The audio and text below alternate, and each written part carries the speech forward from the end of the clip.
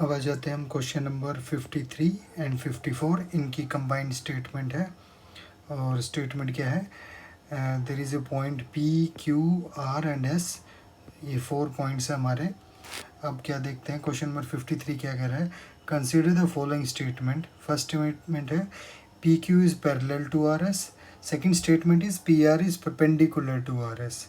अब हमें चेक करना है कि कौन सी इसमें से करेक्ट है, या दोनों ही गलत है, या कोई भी एक करेक्ट है। ठीक है, अब देखते हैं फर्स्ट क्या है, PQ is parallel to RS, PQ parallel to RS, ये हमें चेक करना है। ठीक है, फर्स्ट स्टेटमेंट है PQ पैरेलल टू RS। अब पहले PQ निकाल के देख लेते हैं, Q माइनस P, और Q माइनस P करेंगे तो क्या आएगा, 4 + 2 -1 + 3 5 - 5, ये आ गया आपका 6 2 0। ठीक है, ऐसे ही या इसको ऐसे भी लिख सकते हैं 6i cap + 2j cap + 0k cap. ठीक है, ये भी लिख सकते हैं। ऐसे ही सेकंड है RS। अभी ये फर्स्ट स्टेटमेंट की बात हो रही है, RS में क्या होगा, S - R करके देखते हैं क्या है। S - R में 2 - 6 -6 + 4 10 - 8, ये आ जाएगा आपका -4i कैप और 4i कैप, और ये आएगा आपका -2j कैप + 2k कैप।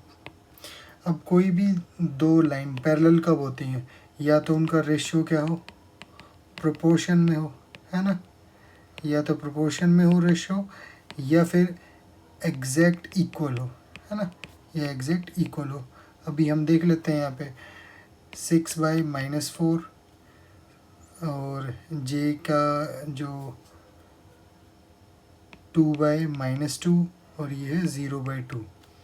अब ये भी इसके इक्वल नहीं है, ये भी इसके इक्वल नहीं है, प्रोपोर्शन तो हमारा कहीं भी इक्वल नहीं आ रहा है, तो इसका मतलब ये PQ is not parallel to RS। ठीक है, हमारी स्टेटमेंट जो फर्स्ट है वो क्या हो गई है, गलत, फर्स्ट स्टेटमेंट करेक्ट नहीं है। अब स्टेटमेंट सेकंड क्या है, PR is perpendicular to QS।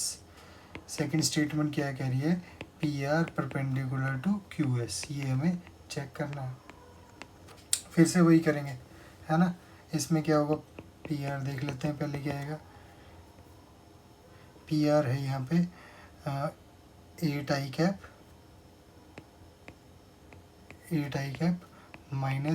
-j cap, 8i cap -j cap और +3k कैप, ये आ गया आपका PR। और QS क्या है, QS है इसमें -2i कैप हो जाएगा और -2i कैप -5j कैप और +5k कैप, ये आ गया आपका। अब ये देखना है ये परपेंडिकुलर है या नहीं है। दो वेक्टर, 2 वेक्टर्स आर परपेंडिकुलर कब होंगे, जब उनका जो डॉट प्रोडक्ट होगा A × B वो किसके इक्वल हो, ये क्या होता है AB cos थीटा, और परपेंडिकुलर होंगे मतलब कि थीटा 90 डिग्री है, 90 डिग्री होना चाहिए ना, और अगर थीटा 90 डिग्री है तो इसका मतलब AB cos 90 डिग्री, और cos 90 डिग्री कितना होता है 0।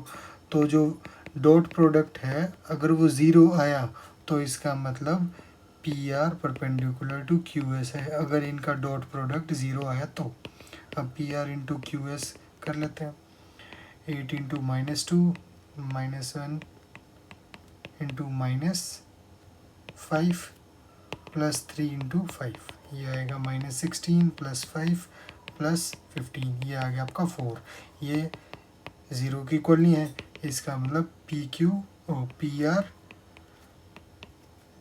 Is not perpendicular to QS, जो PR है वो परपेंडिकुलर नहीं है। तो सेकंड स्टेटमेंट भी हमारी क्या हो गई है, गलत। दोनों ही की दोनों both statements are false, both statements are false, therefore option D neither 1 nor 2। ठीक है, ये हमारा हो गया क्वेश्चन नंबर 53। अब इसी पे बेस्ड है, ये स्टेटमेंट सेम रहेगी, इस पे ही बेस्ड है क्वेश्चन नंबर 54। वो भी देख लेते हैं क्या कह रहा है. What is the value of P Q square plus 2QS square minus 2PR square. ये तो और भी सिंपल क्वेश्चन है.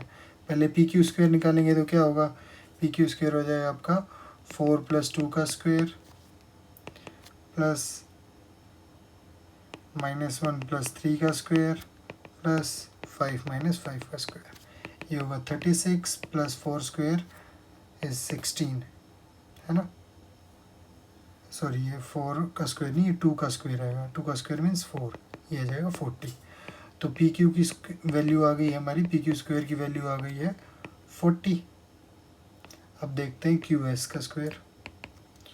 क्यू एस में क्या होगा, 2 - 4 का स्क्वायर प्लस -6 + 1 का स्क्वायर प्लस 10 - 5 का स्क्वायर. ओके, ये हो जाएगा 4, ये हो जाएगा 25, ये हो जाएगा 25, ये हो जाएगा आपका 54. लेकिन यहाँ है 2QS स्क्वायर. 2QS स्क्वायर करेंगे तो 2 × 54 108. तो ये आ गई आपकी 2QS के स्क्वायर की वैल्यू 108. अब आ जाओ PR स्क्वायर पे. PR स्क्वायर और निकालेंगे तो 6 + 2 का स्क्वायर -4 + 3 का स्क्वायर 8 - 5 का स्क्वायर. ये हो जाएगा 64 + 1 + 9, ये आ जाएगा 74. लेकिन यहाँ भी क्या था, 2PR स्क्वायर, तो 2PR स्क्वायर हो जाएगा 148. ये कितना हो जाएगा 148.